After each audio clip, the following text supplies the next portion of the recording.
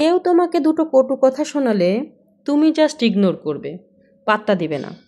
যখন তুমি এই কথাকে ইগনোর করবে তখন তুমি খেয়াল করে দেখবে যে তুমি যতটা কষ্ট পেয়েছিলে সে তোমার থেকে বেশি কষ্ট পাচ্ছে।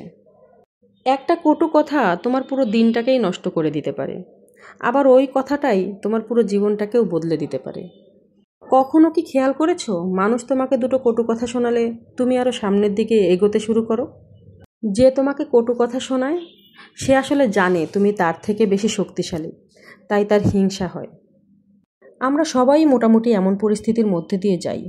অনেকেই তারা তাদের ইচ্ছামতো আমাদেরকে অনেক রকম কথা শোনায়, আর সেই কথাতে আমরা মন খারাপ করি, ভেঙে পড়ি। তবে সিদ্ধান্ত তোমার, তুমি কি ওই কথায় থেমে যাবে নাকি আরও সামনের দিকে এগিয়ে যাবে?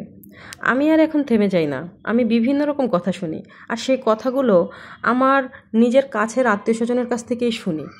এই কথাগুলো শুনতে শুনতে আমি এতটাই বিরক্ত, এখন আর ওদের কথাকে আমি একদম ডোন্ট কেয়ার, পাত্তা দিই না।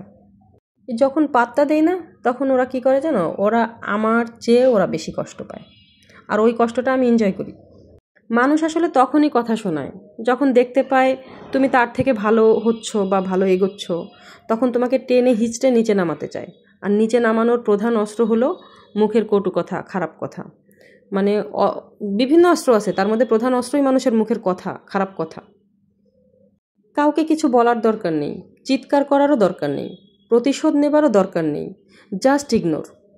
একদম থেমে যাও, ডোন্ট কেয়ার দেখাও। ইগনোর করলে বুঝতে পারবে কি করেছে।